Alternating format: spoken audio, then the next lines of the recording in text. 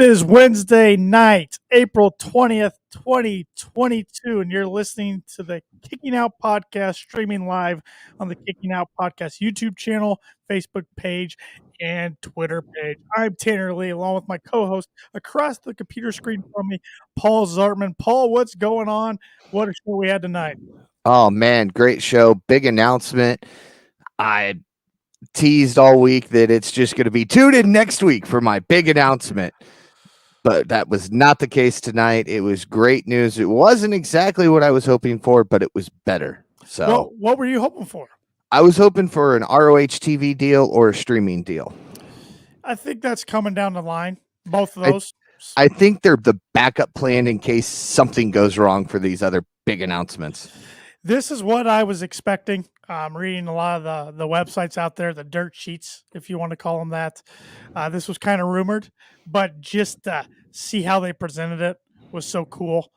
And for those of you who might just be tuning in, not knowing what we're talking about, AEW, All Elite Wrestling, and New Japan Pro Wrestling are doing a crossover pay-per-view called The Forbidden Door on Sunday, June 26th, live on pay-per-view from the United Center in Chicago.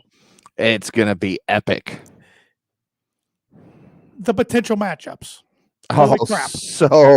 So many potential matchups. It's not even funny. I mean, I was just going over in my head. I mean, I'm like, I want to see Punk against Okada. Yeah.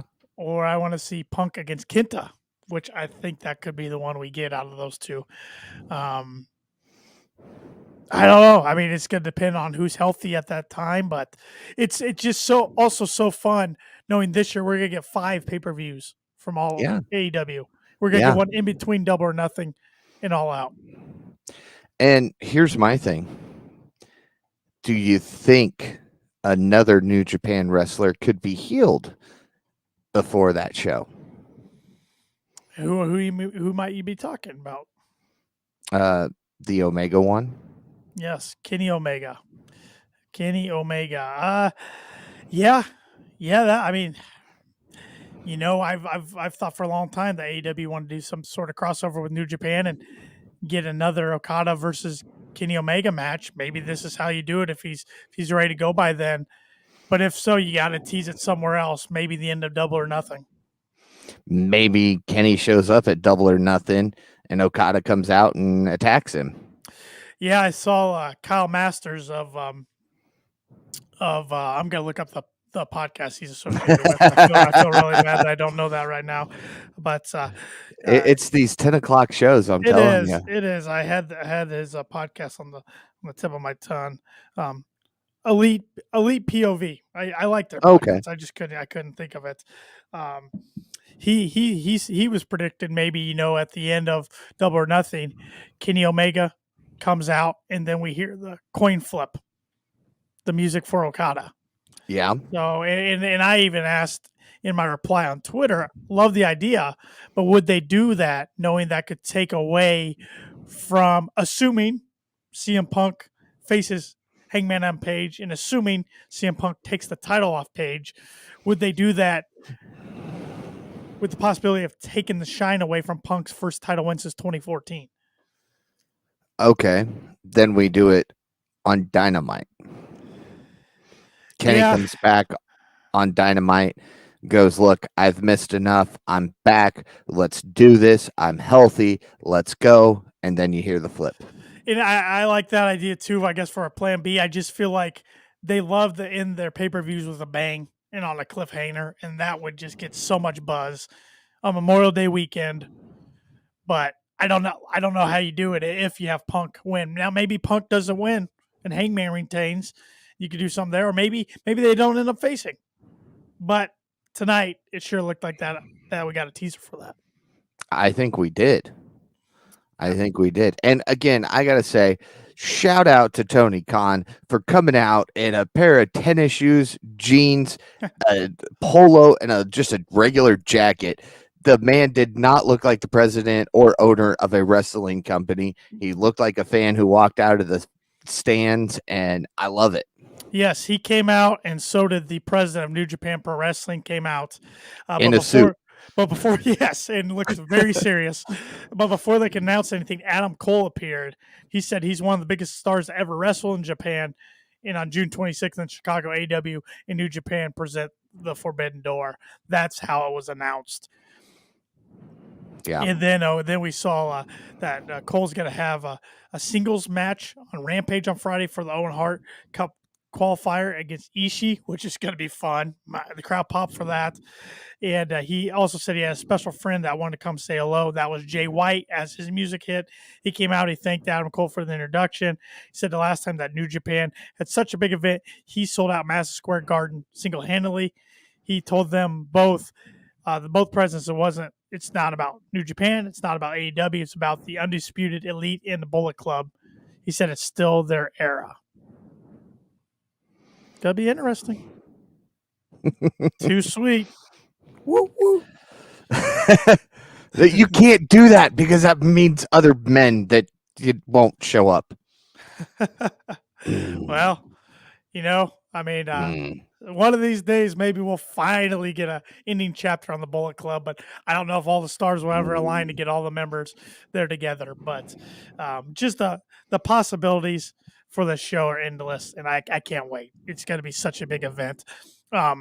One thing though about this event, it's in Chicago, United Center. Punk sold out. I think tickets go on sale Friday, May 6th.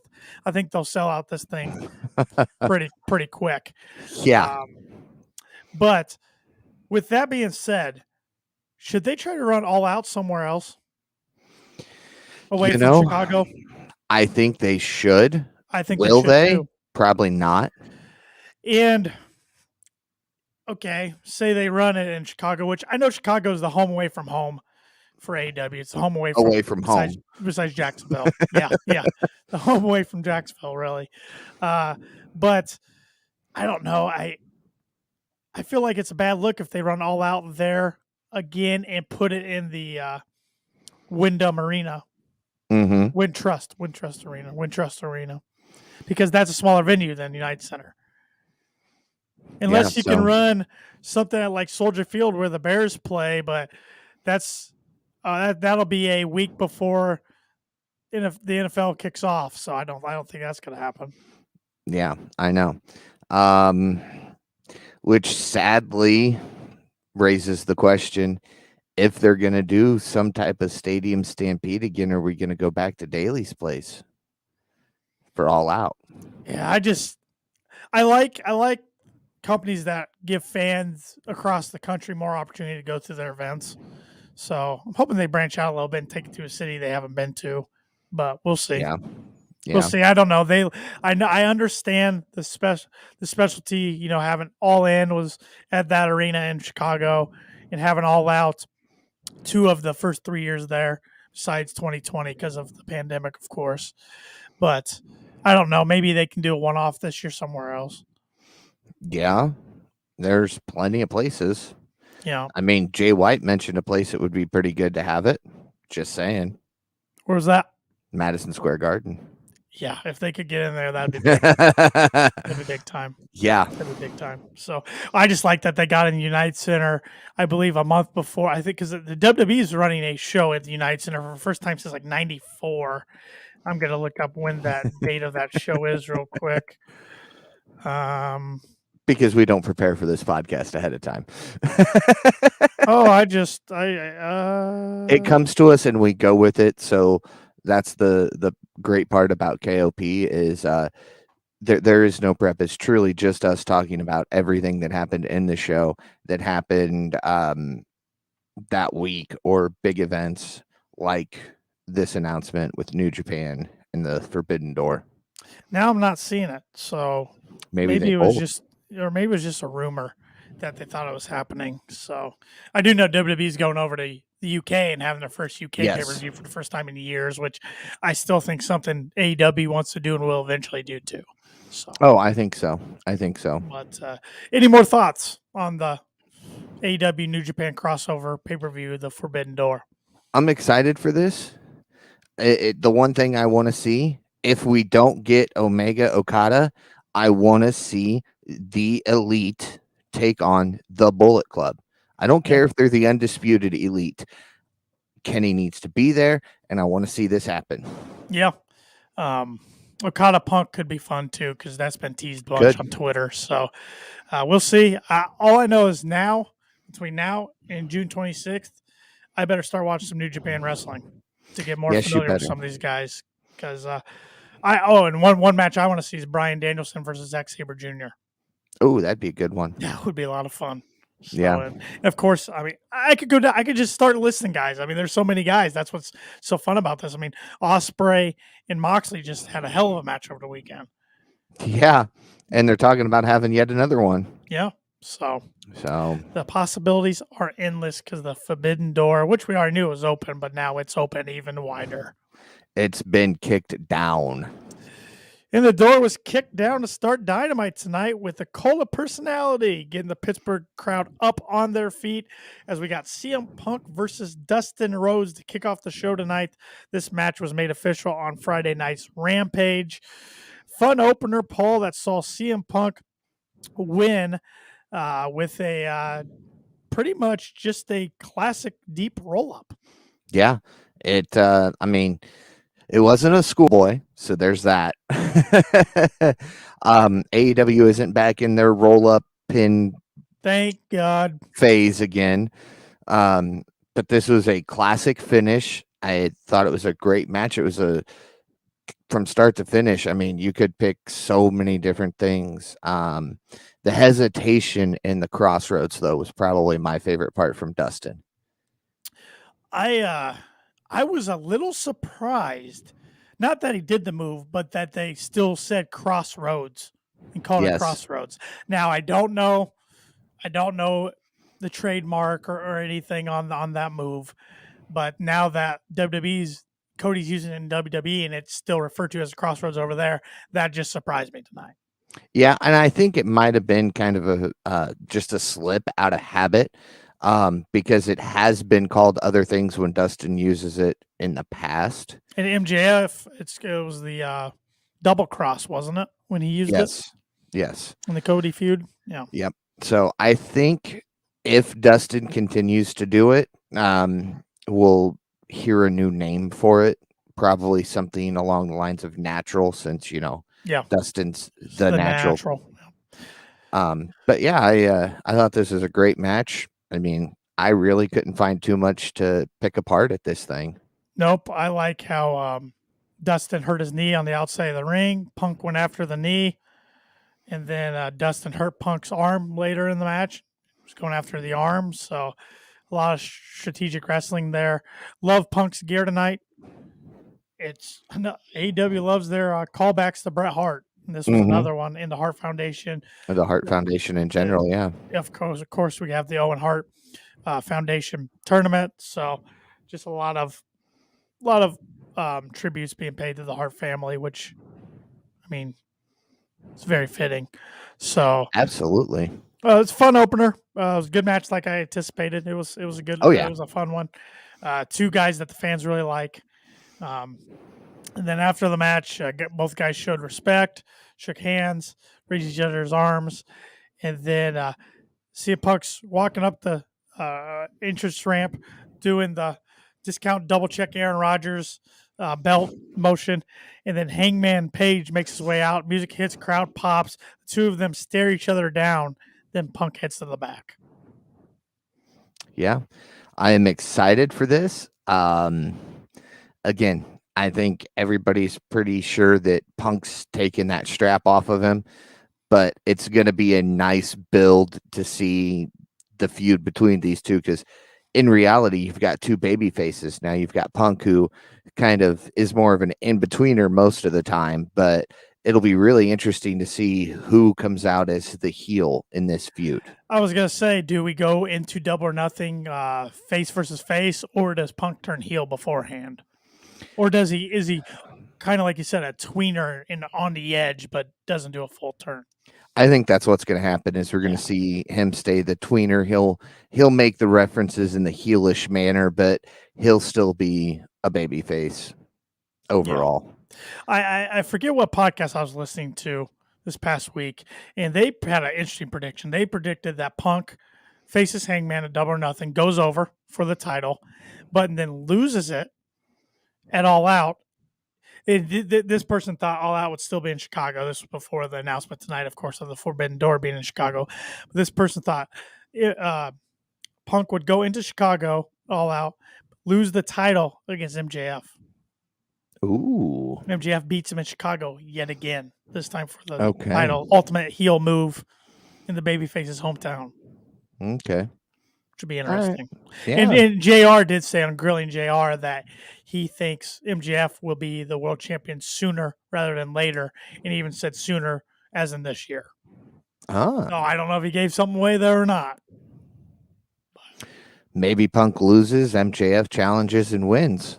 And my predictions at the start of the year had MJF taking it off of Hangman, but then Wartlow taking it off MJF. Yeah. I think I'm just a little too far ahead. I needed to speed up my timeline a little bit. So yeah. But that's gonna be a fun one to watch, see how it unfolds over the next month.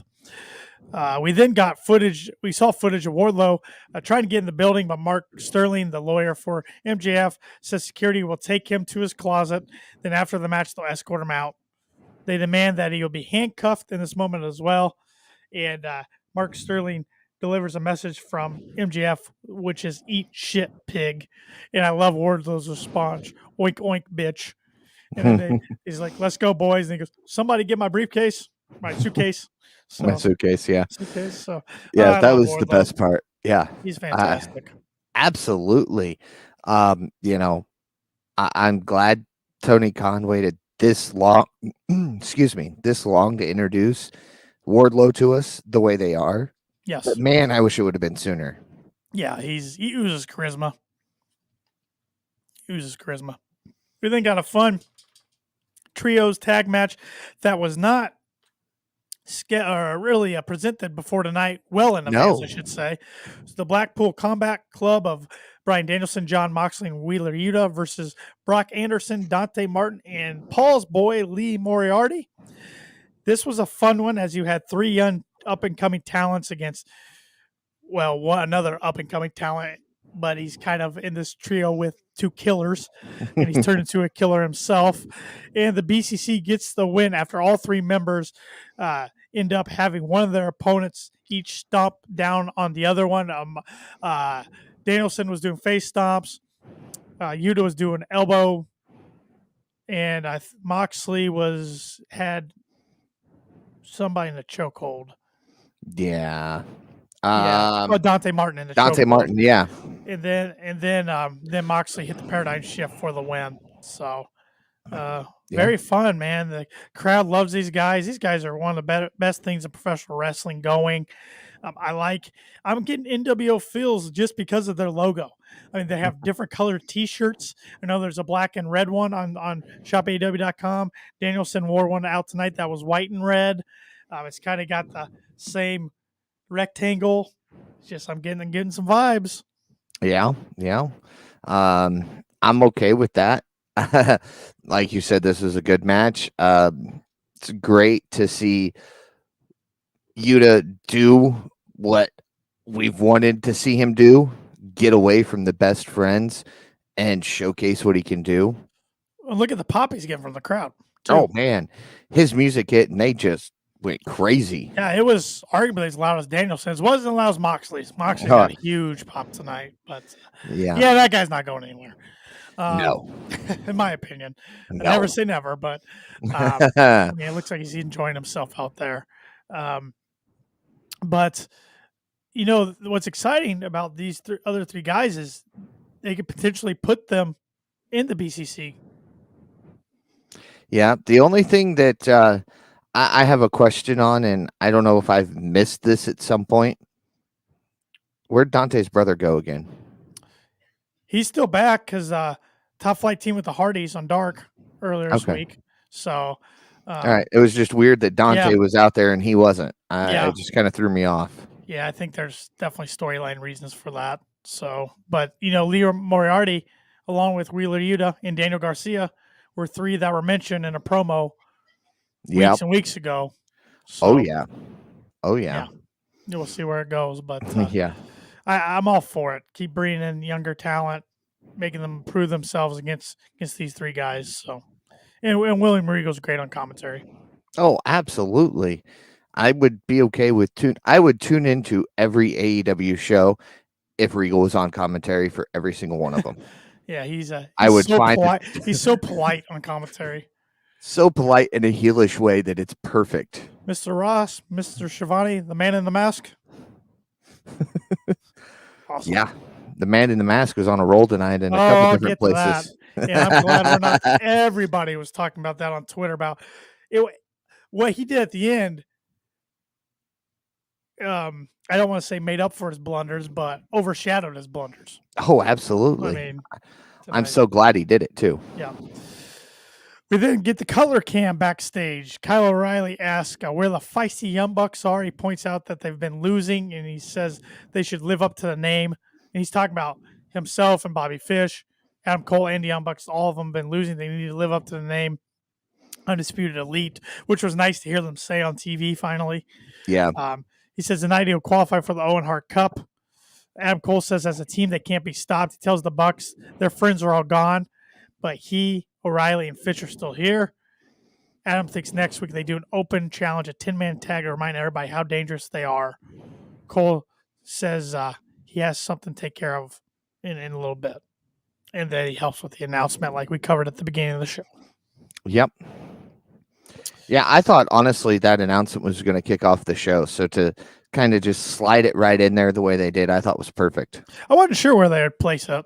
So I thought where they did was a good placement indeed. So. Yep.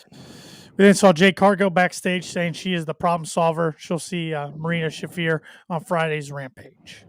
Yeah. There's something that I'll bring up to you later as we talk about the women's Owen Hart Cup tournament qualifying match. Okay. We then see the Butcher versus Wartlow. MJF, of course, appears in a box, and he's telling everybody Warlow's a nobody. He's throwing popcorn all over fans. He's saying Warlow will come out with no music. Basically, these guys charge each other a bunch at the beginning of the match. Butcher pulls out some chairs, but the official gets rid of the chairs. Butcher hits a powerbomb of his own, but Warlow kicked out at 1. He then fired up and hit a powerbomb sympathy, and why can Symphony. I not symphony? I can't say that word tonight. Powerbomb symphony. Jeez, Tanner, learn how to talk. He hit 4 of them before he got to 1, 2, 3. So Warlow dominant once again. Oh, absolutely. MJF ends up dumping all of this popcorn all over the fans at that point. Yeah. It was nice to see Wardlow wrestle. It's been a few weeks. I love his little post-match thing where he like jumps at the one security guy and starts laughing. Yep. And then blows a kiss to somebody. I have no clue who that was at. I don't know if that was at security or somebody in the crowd or MJF maybe up in the box. Well, he wasn't quite looking far enough for it to be MJF. So yeah, who knows? Eddie Keeks is backstage talking about his upcoming one-on-one matchup with no interference against Daniel Garcia coming up on Rampage. He says they'll fight at Rampage. Nobody else is allowed in the building. So pretty much what I just said. He says to Jericho, everything he does to Garcia is really meant for Jericho. Could be a fun one. Nobody's allowed in the building. Somebody's going to interfere. You got to think so, right? And it'll be from JAS. Got to think so. Hager. It'll be a cameraman. Hager. Cameraman. Yeah. Shirtless, the only thing he's good cameraman Hager. Bill, if there's a shirtless cameraman, we're going to know it's Hager. I know exactly. But at least keep the shirt on and then throw the camera at him, and then he can rip the shirt off, since his new thing's to be shirtless. Why, I don't know, but it is. We then get the Owen Hart Cup qualifying tournament for the men's side. Kyle O'Reilly versus Jungle Boy. Yeah, this was Kyle O'Reilly's first singles match in AEW. It was. Which really surprised me. So, then the match saw O'Reilly drop Jungle Boy with a brainbuster. Then he headed to the top rope to dive down with a knee to the ribs. And that got Kyle O'Reilly with a surprising, huge 1-2-3 win. Wasn't so surprising for me. I kind of saw it going that way. They just don't give Jungle Boy too many losses. Now he can afford to eat some losses, but it definitely went the way I was hoping it would because I thought it should go that way. But it still surprised me. Well, It's nice to be surprised watching pro wrestling. Everything in AEW surprises me, even if I figure out that's how the match is going to go. The way it goes down is normally something that'll surprise me. But yeah, definitely excited for the Undisputed Elite to pick up their first victory in this tournament. And definitely needed it, especially as a singles competitor, since this was his first match. But they're just not giving Jungle Boy that singles push. And if he would have won the match, it would have been, in a sense, a singles push. It's coming. See, after the match, Christian Cage met him at ringside and walked him towards the back. Yeah. But Christian didn't look all that happy. Nope. And if you watch at the very beginning, when they come out, Jungle Boy did Christian's, and Christian kind of looked at him and then did it himself. Yep. It's coming, Paul. I think we get it the double seeds. Or nothing. I think we get double or nothing. Yes, they're night planting those seeds so that you don't see it as clearly. Yeah, I think I'm ready because that would be a year to date. A year to date, double or nothing would be to when they met in the ring at the end of that battle royal. So, yep, we'll be in a tag match for the titles, and Jericho will do something, accidentally costing them the match and the gold, and then Christian will fully turn on him. Yep. Backstage, saw MJF says there's a lot more money where that came from. He says he is a snake and it doesn't matter how big the prey is. All it takes is one to bite. He then gives some money to returning to Dynamite, Jake the Snake Roberts. First time we've seen Jake the Snake on Dynamite in a long time. Jake Looking says, good, too. Yes, he is. Jake says some people want belts and women. He chases money. When the time is right, he will get it done. However, Lance Archer slaps the money away and says he just wants to fight Wartlow. Everybody dies. Anybody gets in my way, everybody dies. But Paul, another big match that Archer's going to lose.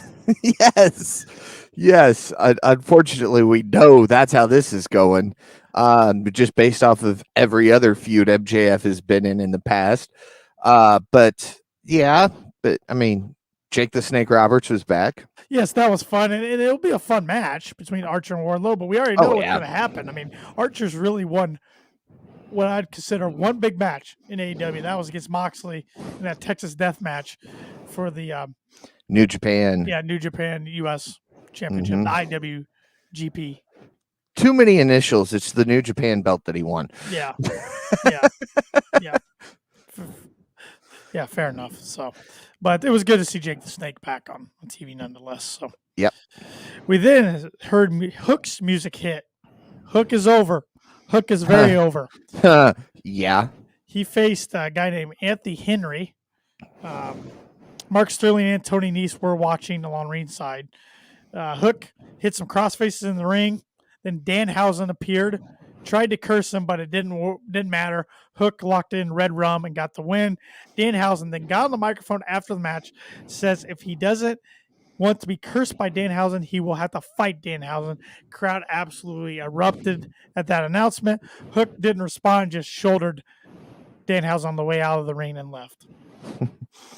Danhausen. Danhausen. We'll get into this later on in the show, but I'm pretty sure Danhausen cursed me, and I'll explain why coming up later on in the podcast. Yeah, Danhausen, I know a lot of people on Twitter are comparing him to Orange Cassidy before Orange Cassidy finally wrestled in AEW, because if a lot of people aren't familiar with Danhausen, they really don't know what to think of him. I haven't watched Danhausen a ton in the ring, but I like him so much on YouTube, on the vlogs and stuff, that I'm here for it. And I will say, the people that love Danhausen spend a lot of monies on Danhausen merchandise. Mm-hmm. So they buy those Danhausen T-shirts every time they can. Yep. So this making him those monies. I hate for a big signee like Danhausen to come in and lose his first match, but you can't have Hook lose. No, and I'm sure he knew when he made that challenge that he was gonna lose that match.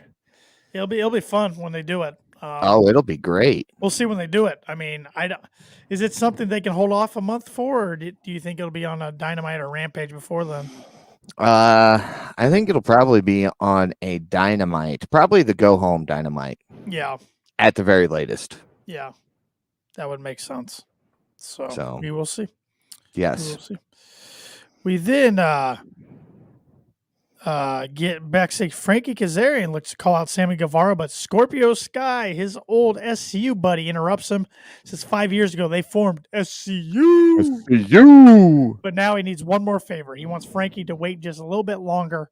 He promises Frankie he will get the first shot at the TNT Championship once he wins it back. Frankie says he's always had his back and he always will. We then see Sammy Guevara and Ty Conte, his girlfriend, in the ring to a chorus of boos. He says he feels right. He's right where he belongs as a 3-time TNT champion and with the love of his life. He's going to give the fans his everything because they deserve it. For those who cheer, the rest who turn their back, why? Because Conte's better looking than their girlfriends. Scorpio Sky then appears and asks if that's how it's going to go. He's screwing the fans over who got him where he is by watching his stupid vlogs. Ethan Page takes the microphone and crowd pops. And Ethan Page is fired up to tell Sammy to shut up as nobody came here to listen to him talk. The only reason they're not beating him up right now is because Dan Lambert says tonight is about business. Lambert then says Sammy risked it all to earn the respect of fans, but he chose to throw it away acting like a high school douchebag. He says Sammy either gives Sky a rematch or he will send Sky and Page down to give them the pounding his girlfriend can only dream about. I laughed out loud at that one. Yes, I did too.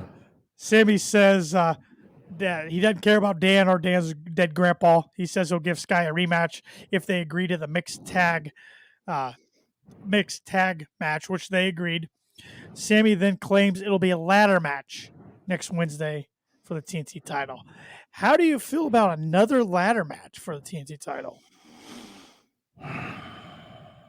Normally, I would be against this, but here's the thing. Scorpio Sky is great in ladder matches. Sammy's great in ladder matches. They're both high flyers. They can both showcase a bunch of different moves. I think it's going to be a great, fun match. How's Sammy going to top that cutter he gave the Cody, though? Hit another cutter from higher up? Yeah, I don't know. Swinging from the TNT Championship? I think it will be a great match. I wish they would. I mean, they just did one of these in January.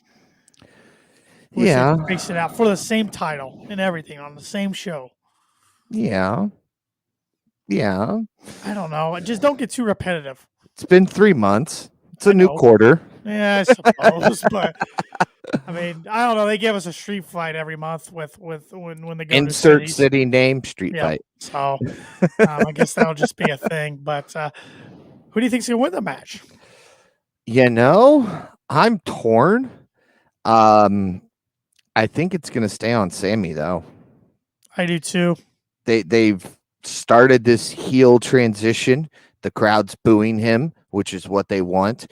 If you watch Sammy's vlog, it's been referenced in there that it's getting boring. It's all about Sammy and Ty now and nobody else from the crew. So, I mean, it's all over the place that they're referencing this heel turn. So I think Sammy's going to somehow cheat, win, and go full heel. Well, and that will face turn Scorpio and I think Ethan Page and maybe even Lambert and Paige Van Zant, which is just weird thinking America Top Team could be faces.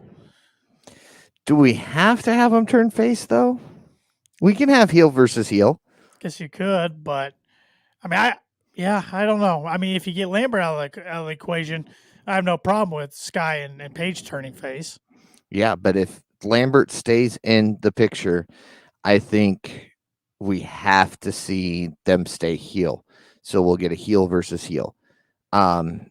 Unless the way they go with this is Scorpio loses and then questions if we're going to be able to do anything with Lambert because they've done nothing but lose the big one since Lambert came in. Yeah. Apart from the TNT title. It'll be interesting because that would be a short reign if Sammy loses it. Mm-hmm. I don't know. It's gonna be interesting. And I really appreciated the SCU references in the nice little segment. I wish as Sky walked out, he would have just looked at Frankie and said, "SCU later." Yeah. That would have been perfect. That would have topped off that segment for me. Yeah. I got a little excited. I thought we were going to see SCU reform, at least those two, but it is what it is. Yeah, maybe we'll get that one more time. Maybe not. I don't know. We'll see. Yeah. We'll see. I don't know. I kind of thought, or, does Frankie turn heel and cost Scorpio next week?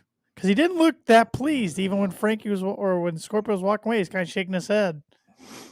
Or do we see it go the other way and Frankie turns heel and costs me the match?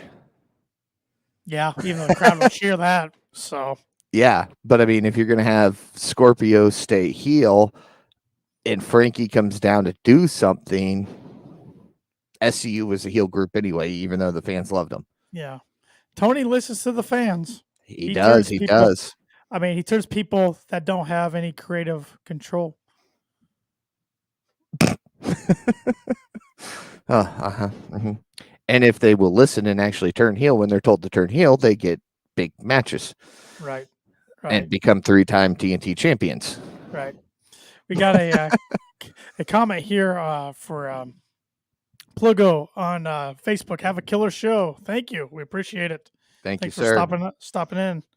And please feel free to ask any questions or comment right along with us. Yes. We did see the House of Black vignette airs. Buddy Matthews says they have changed the narrative. I hate hearing the word narrative around wrestling circles. Alistair says they're owed a debt. So next week the son dies. Mm-hmm. Did you see Fuego's tweet? I did not. He asked if somebody threatened to murder him on national TV tonight. Fuego's been getting a lot of people yelling and screaming at him here lately. Yes. Mm-hmm. Yes. Yeah. I'll talk about that too. Yeah, I want House of Black back on Dynamite in the ring. I do too. I do too. And here's the thing. During that, Brody King said, "You promised us black eyes. We haven't seen anything yet." I almost thought they were talking about Julia Hart there for a couple seconds. I'm like, she did the eye patch, fans saying that they've seen some darker stuff under that eye patch here recently. Right. I thought that's where we were going. And we've talked about this before. Past few Pull weeks. The trigger. The longer this goes,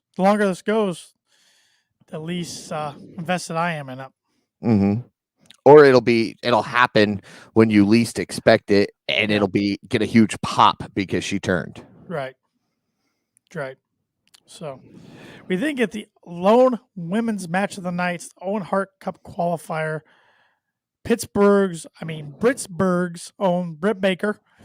It went against Daniela Camella. Camella. Okay. Camella.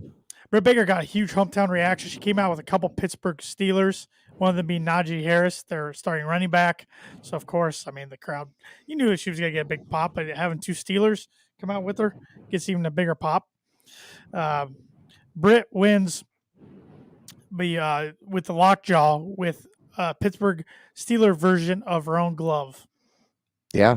Which I saw yesterday on Twitter. She was given that glove when she visited the Steelers headquarters. So, which commentary mentioned that she got that yesterday at the Steelers headquarters. Yep. When she visited. So nice little tie-in there. Yeah. After the match, Britt says they finally have a woman with a microphone who knows how to use it. She says the women's division is a disaster without her. She runs down some of the women on the roster, including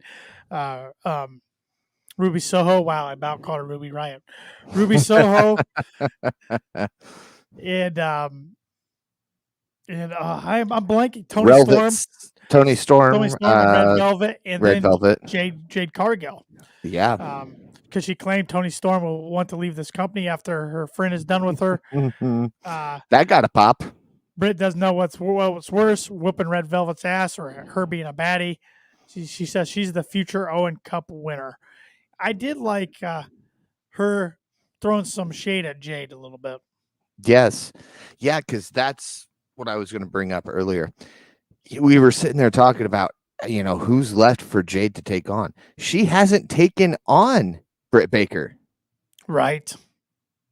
That is not one of her 30 wins because at the time, Britt was champion. Right. No, they have not faced each other. But I think, is Britt above the TBS championship? Well, yes, but I mean, the feud between the two of them would be great. Even if she wins it, doesn't really do anything with it, defends it a few times and drops it pretty quickly. I mean, out of the roster, really, you've got Hikaru Shida. You've got now I can't think of her name, who she's in a feud with now. Deeb. Thank you. They face Serena off Deeb. next week on Dynamite. It looks like it's going to be into their feud in a Philadelphia street fight. Insert city name street fight. Yep. And Britt Baker and Jade Cargill. I don't think, or not Jade Cargill, Jamie Hayter. I don't think she's taken on Hayter yet either. No, Britt hasn't because they're stablemates. No, Jade. Oh, sorry. I can't remember. Yeah. So, I mean, you got 3 or 4 women for sure that Jade hasn't taken on yet, that any of them could take the belt off of her. Well, not including Toni Storm, who's just made her debut here recently. Yeah, I think eventually I don't know how you have Jade lose the TBS title. Maybe she doesn't lose in the process, but even if she does or doesn't, I think you have her take it off of Thunder Rosa. And then Britt challenges her for the women's title. Yeah. I think that's your big money feud there. Oh, yeah. Yeah, absolutely. Yeah. Absolutely. We then get the fastest preview in AEW history of this week's Rampage and Dynamite. You can tell they're on a time crunch. I mean, Excalibur, I don't know how he got all of that out clearly, but it was so quick. I'm going to try to remember some off the top of my head. I don't have it in my notes, but we get on Rampage this week, we get a lot of interviews. We get an interview with Swerve and Keith Lee. We get an interview with Britt Baker, Jamie Hayter, and Toni Storm. We get Garcia against Kingston with no interference. We get Serpentico against Lance Archer. I'm missing another match off the top of my head. I feel like it's a women's match. I think it is. I think it's a qualifying match of sorts. I'll go look. You go through the rest of this. I'll go look this up. This is on top of my head because my notes doesn't have it down the side I'm using my notes for. Now on Dynamite next week, the match they went too fast. In only a few people caught it. And 2 of the superstars, both superstars weren't really. Both wrestlers. I need to stop saying superstars. Both wrestlers weren't real pleased that they went out. Go ahead. Cargill. Jade versus. Oh my God! Yes. You said weren't wrestlers, and it dawned on me. Yes, the 30 with the 30 win streak on the line. Yes. On the line. So, but next week on Dynamite, the one match I'm looking forward to is the Owen Hart Foundation Cup tournament qualifying match between the ROH and AAA tag champs Dax Harwood, Cash Wheeler. Take my freaking money. God, that thing's gonna be epic. And I saw somebody on Twitter, why are they doing this? It's like, shut up and enjoy it. Yeah, there's a comment. Cash tweeted that out and said, let's go. In typical Cash. Yeah. It's going to be the only time they do this. I don't know who wins. I don't either. It's hard to pick a winner, but somebody replied to Cash's tweet and said, no, this isn't fair. It's epic. That's all there is to it. Awesome. I love it. Don't pick a winner. Love it. Crowd's gonna love it. I hope they both wear pink and black gear. It's gonna be awesome. Yeah. Can't wait. Speaking of pink and black gear, they have a tag match coming up here in the future where they will take on the 4 Horsemen. They've got Arn Anderson, Arn's son, and I forget who he's teaming with. Will take on FTR, and their manager Bret the Hitman Hart. Yes. So Arn's managing Brock Anderson, and I don't remember if it's. I think they just listed it as the Horseman. Yeah, I think there's another person on the graphic. I don't remember who it was, but that's. I think we get Bret Hart and AEW for something sooner rather than later. Yes. But also next week on Dynamite we get in Alistair against Fuego. Brian Pillman Jr., by the way, is teaming with Arn Anderson for FTR. We are all over the place. We are. That's okay, because that's what this is all about. Because if we prepped, it'd be crazy. Yeah, we'd be organized or something. Yeah, and who wants that? I know we're getting the 10-man match between the Undisputed Elite versus. I know it's Brock Anderson's in that one. Lee Moriarty, I believe, is in that one. Varsity Blondes. So Pillman and Griff, and then somebody else. Yeah. Jeez. I'm trying. AEW doesn't even have it up. This is throwing me off. Yeah. Excalibur went too fast for anybody to get it down. He did. Too bad. So to speak. I mean, he did have a couple slip ups because, as we talked, the man is like the voice of AEW. He's on literally every single show. So his little slips, I think, if anybody was going to catch on to him and say anything about him, he made up for that.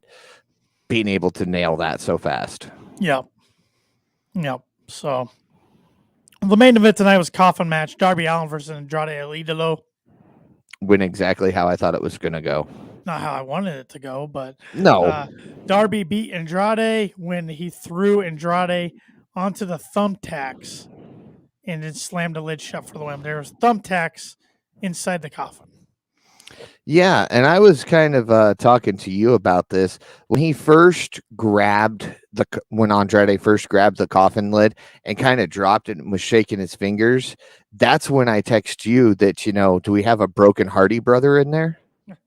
We got the Hardy Boys appearance, but they weren't broken at the end. They were doing the delete though. Yes. But my favorite part of this match was Sting. Sting wearing a mask in the crowd, takes it off. It's Sting, and then he jumps off a barricade yet again, Paul. That's three big jumps for Sting this year. Oh, man. Oof. He's having the time of his life. I don't know if my heart can take many more of these. He's having the time of his life. He's loving it. He is a madman out there, and I'm here for it. Yes. But, they can get away from this feud. Involving the Hardys, involving all of them. Please. Andrade, Family Office. Delete. It's over. Yes. Let's move on. I thought this was a fine match. Did not enjoy it as much as I did the Ethan Page, Darby Allin Coffin match. No, that one was a lot better. Yep. As soon as I saw how little the Coffin truly was, I knew we weren't going to see anything big. Yeah, just was what it was. Next week, I finally found an image. Okay. We've got FTR taking each other on in the Owen Hart Foundation qualifier. 10-man Dante Martin, Varsity Blondes, Lee Johnson, and Brock Anderson takes on the Undisputed Elite. Sammy and Scorpio Sky in the TNT Championship, and then the Philly Street Fight between Serena Deeb and Hikaru Shida. All right. It'll be a fun one. It will be a fun one. Yes. Philly's another market they've hit quite a bit, it feels like. So insert city name street fight. Yeah.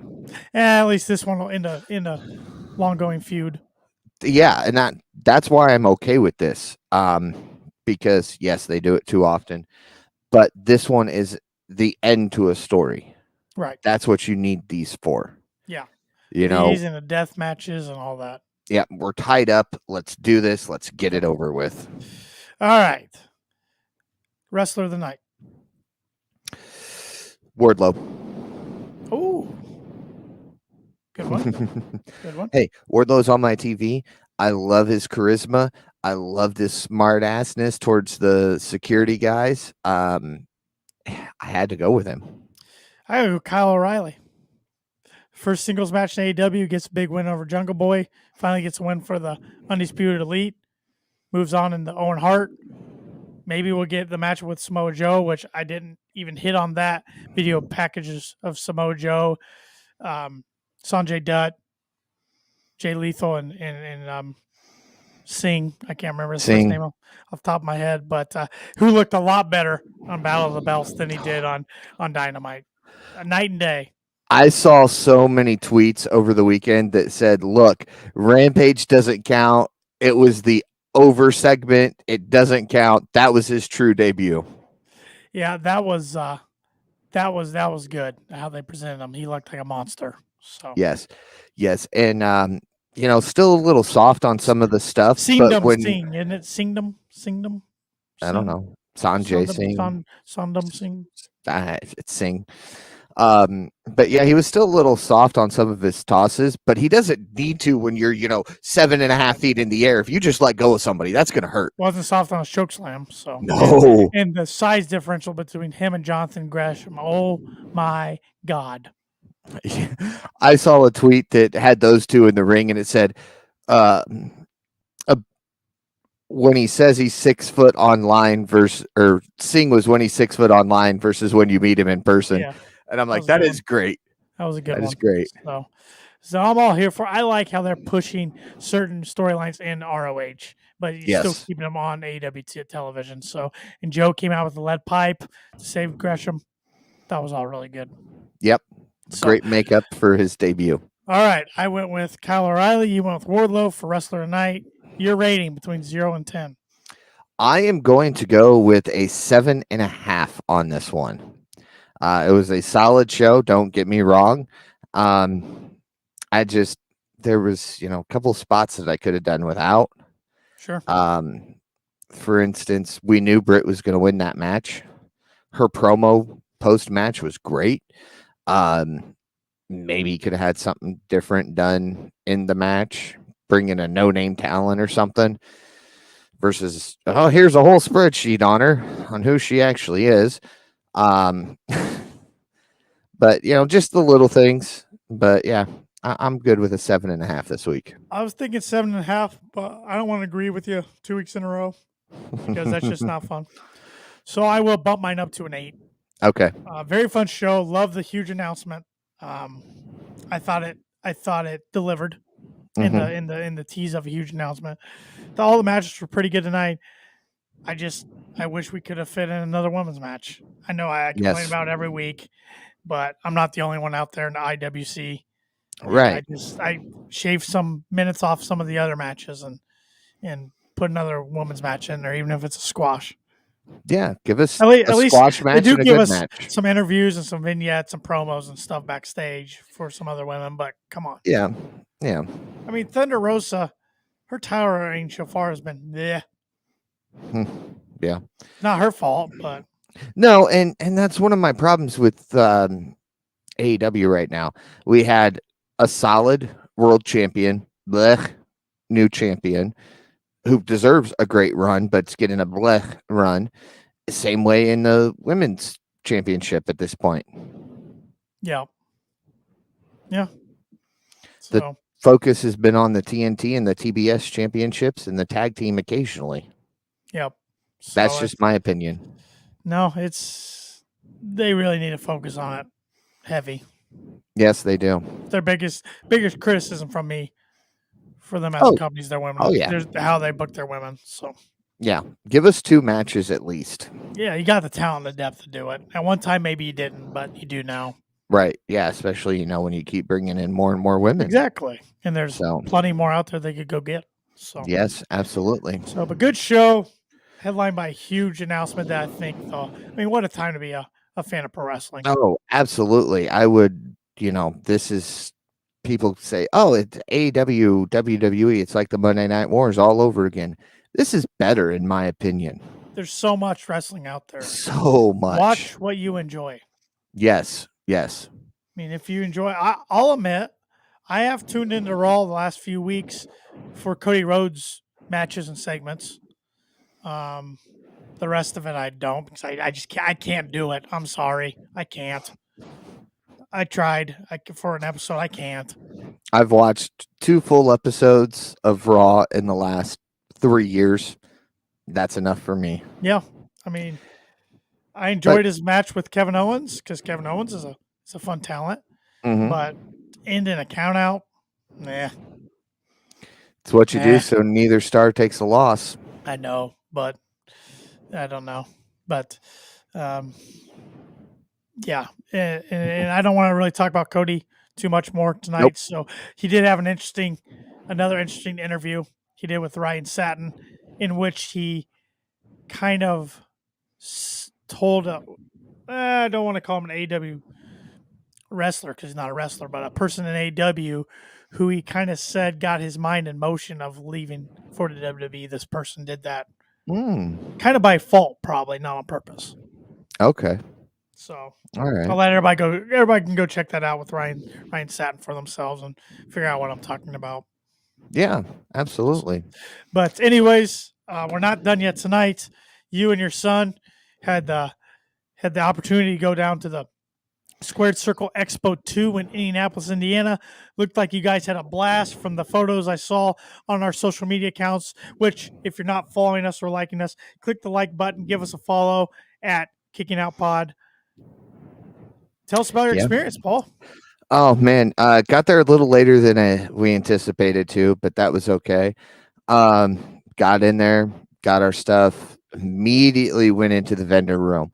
This room was absolutely full. When we say got your stuff, you mean got tickets or what? Yeah, wristbands. Okay. You got lanyards if you bought for the whole weekend that had, weekend pass or VIP stuff on it. But just for a Saturday only, you got a little orange wristband that said Saturday, Saturday, Saturday. Saturday. But we walked into the vendor room, and I mean, this thing is huge, and there were probably 30 plus different vendors there with everything from figures to replica belts, to t-shirts, to lucha masks. Wrestling Loot was there. They had their box that you could buy. They had some artwork that you could buy, all sorts of different stuff. I mean, I could have walked out with the big gold belt. I could have walked out with the NWA championship. Of course, if I would have wanted to spend the money. Right. Some of those figures that you can't get anymore for AEW, for WWE, ranging from $20 to $130 for singles. Saw a New Age Outlaw set that was like $350. Were they signed? No. No. But just rare ones to get. Yeah. But you could easily go get them signed because the New Age Outlaws were there. Right. Adam Cole was there, Britt Baker, Jungle Boy, Anna Jay. I could go on and probably spend 10 minutes listing off every name that was there. A ton, let's just put it that way. But waiting in line, the longest wait was waiting to meet Adam Cole because I think everybody there wanted to meet Adam Cole. But in the process, Ethan Page bumped into my son. Apologized to him, but he bumped into him trying to get through everybody because nobody was moving. Should have told him, well, Ethan, you can at least put him on a vlog. Yeah, I should have. I didn't think about it. It was one of those, oh, hey, there's Ethan Page. Ricky Steamboat walked out from the vendor room because he was in the vendor room, and my son and I had stayed back so that you could get through the door, and he thanked us for kind of leaving space for everybody to get through, which was like, oh my God, Ricky. Oh my God, it's Ricky the Dragon Steamboat. Yeah, you just got thanked by a legend, dude. Talked to James Storms a little bit. Cowboy. Yeah. I mean, it was a good time. Adam Cole helped my son pick out a picture. Went through, he had like 10 different ones that you could pick from.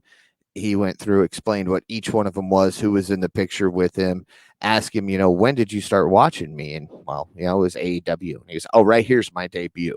This is the night that I debuted, and that's the one they agreed on. So, and then I should have had the pictures uploaded here to bring up on the screen, but everybody can go to our Twitter, Instagram, and Facebook page at Kicking Out Pod to see these pictures. Yeah. I mean, I can bring them up on my phone for everybody who's watching, but that might not do anything for anybody who's not watching. Right. If you're listening, you got to go to our social media. And of course, my camera is going to make it all it look won't funky, focus. So Focus. Definitely go to our social media, Kicking Out Pod, and check it out. Yes, you guys got pictures with Adam Cole and Sammy Guevara, and Sammy was wearing the KOP Predictions title that Paul's got right there, which was really cool, I gotta say. So how does that work? How do you go about picking who you want the opportunity to get autographs from, get pictures from? I mean, how does that process work? The prices vary. I mean, I don't know anything. So the prices do vary. For Adam Cole and Sammy, which my son and I met, was a $60 combo. You got your picture with him and then an autograph from him. So when you say $60 combo, so you both together for Adam Cole were $60 or $60 a piece for 120? No. The combo was the picture and the photograph. Okay. Anybody that was in your group. So if you had 5 people, you'd all pay that one price of $60. That one price. Okay. Yep. That makes sense. Yeah. All right. You could walk up, say, hey, it's a pleasure to meet you. No cost. Then there's a price for just the photo, and then there's a price for just the autograph. You can either pick from the pictures that they present or have something present with you to have them sign. And then you pay the vendors, that the volunteers of the Squared Circle Expo. If you want, either you can take the picture or they'll take the picture for you. So that was fun. And they kind of, do they have because there's a lot of talent there, of course, and pro talent or former talents, legends. And some of their times probably overlap, right? So you kind of have to pick and choose who you want to get. Well, there's a pro photo op, which is like a actual pro wrestling photo shoot where you've got the proper camera, the lights, and all that, and those are at certain times. Okay.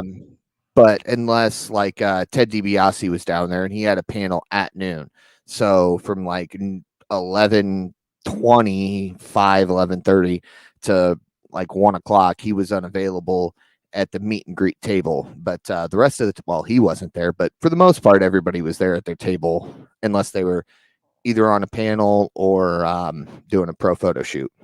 Okay. So everybody else then was at their booths. You just had to wait in line to see them. And not everybody had lines. Fuego had no line. Santana and Ortiz had no line. That's surprising. Ortiz cannot sing. I hope he doesn't hear that and come find me and beat me up. But he tried to do a little singing because there weren't that many people coming up to them. But of course, it was about 3:00 when we were standing in line when I noticed. So they could have been busier while we were standing out there waiting on Adam Cole for 45 minutes. Yeah. But yeah, I mean, you go through. Nick Aldis and Mickey James left a little early. The Good Brothers had to leave early because, of course, they were in Chicago Saturday night for the New Japan event. Brody King left early. But before Brody left, we're standing in line waiting to see Sammy. And, Fuego's there. The whole vlog crew's there, minus Aaron Solo and Alan Angels. Couldn't think of his name there for a minute. Yeah. 5. But the rest of the vlog crew was there. And so, they're doing stuff and people are bringing stuff to Sammy. So he's filming it and all that. And all of a sudden, Fuego climbs up on top of the table that he's on.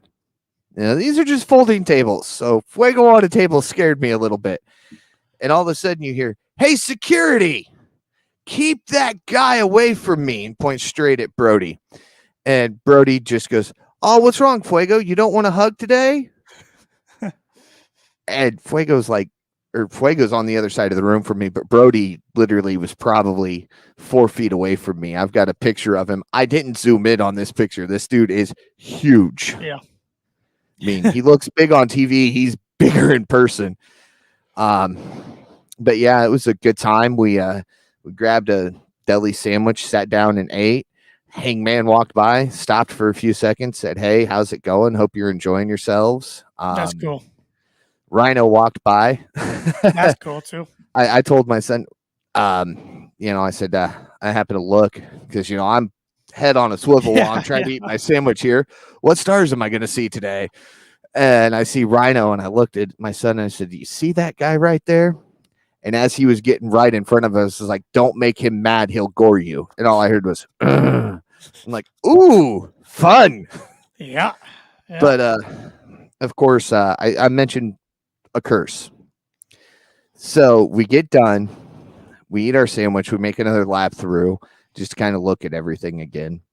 We're heading down the hall. Now, they moved Fuego because Danhausen, because Danhausen shoved in a corner in this room right next to Rikishi. So they moved him. They put him in the hallway. Poor Danhausen's now in the hallway. And so we've gone up and down this hallway like 4 times by this point.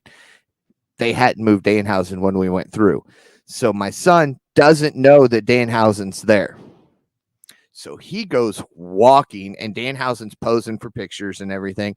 I grab my son, pull him back, and stand behind so that we're not in the way. And, he's doing the right at the camera, and then they get done with the picture, and he just goes.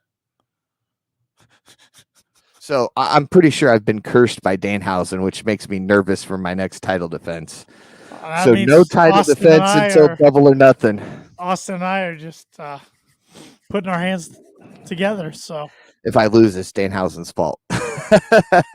Well, you also know what this means. Whoever wins the KOP predictions title at Double or Nothing now doesn't get a free ride to Clear to All Out. No. Now they got to defend it a month later at the Forbidden Door. Uh-huh.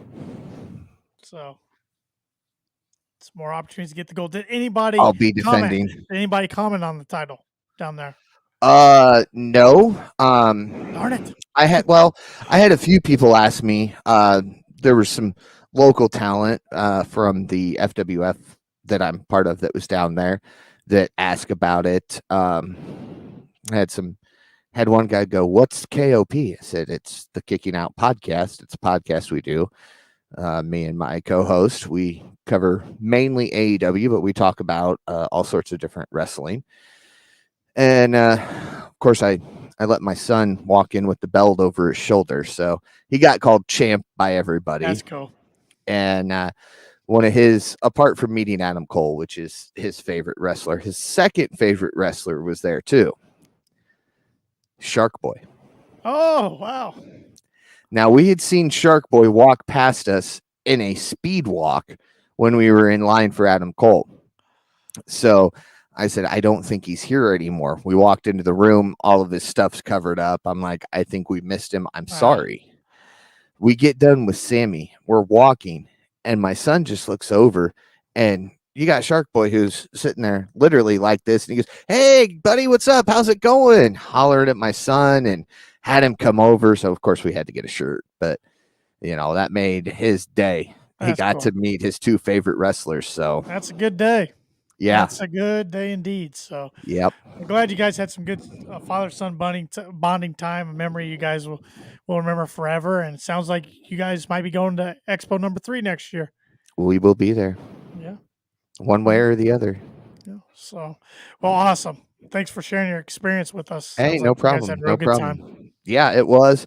I bumped into JBL, literally. That was scary. I would have paid big money to see you take a clothesline from hell. Just saying. I almost asked Sammy if he still did the chops, because if you follow the vlog, he used to chop people, and then all of a sudden it stopped. Yeah. And I didn't know why, and I almost asked him if he did it. But he was willing to hold the KOP championship. That was pretty He tried to take it from me. I retained it, so we're good there. Yep. well, maybe another heel will have to take it off at Double or Nothing. So It's Danhausen's fault if I lose. Just saying that. I will tweet out Danhausen, thank you, when I win. So Yes, you cursed Paul even if you didn't realize you did. Thank you. yep. I think you need to go as Paul Lee on this podcast, like Paul Heyman, Paul Lee Dangerously. Yeah, no. But we got to come up with something instead of Zartman, Paul Lee something. Although I gotta say, if you watch the Sammy vlog, the hat Sammy was wearing tonight, he was gifted at Squared Circle Expo. The guy talks about he makes his own hats, and he took Sammy's vlog, made him a couple hats, gave it to him. And if you watch Love That Danhausen on this week's Vlogason, or whatever it's called now, I don't know, or last week's, he actually released it last week on like Sunday or maybe even on Monday. Danhausen had somebody who cosplayed as Danhausen at Squared Circle Expo and was given a Danhausen title. And it's got teeth on it. So he said, "Oh, my friend Britt Baker will like this."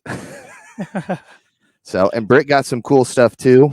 Go look up, I'll just say, go look up Squared Circle Expo on Facebook. Go to the community section and look at the different posts. There's all sorts of great stuff up there. Yeah, somebody made Britt some pictures. Britt got her own belt designed for her. Lots of cool stuff. Lots of big fans out there. That's for sure. Absolutely. Sure. Somebody made Adam Cole a figure. So all sorts of cool stuff. Cool. Go check out Squared Circle Expo on Facebook. We're glad you guys had a good time. So, and yeah, be sure to be there next year. Yeah, it's I know the date now ahead of time. I don't know why this year I didn't figure out what the date was till like a month ago. So yeah, which was weird because we talked about it when they announced I know. About us going, and you're like, yeah, we will, and then it just kind of slipped our mind, both of us, and then I was like, oh crap, that's coming up. Yep, Easter weekend again next year. So yes, Friday and Saturday, which some talents were there only Friday this year too. So yep. So, all right, Paul. Well, plug anything else you'd like to plug, and let's wrap this baby up. Be sure to follow Kicking Out Podcast on all social media at Kicking Out Pod. Go follow Tanner Lee at Tanner Lee 92. Follow myself at Paul Zartman 921. And be sure to like and subscribe to our YouTube channel and give us a rating wherever you listen to your podcasts at, especially if that happens to be Apple Podcast. Greatly appreciate it. And join us again next week as we kick out yet another podcast.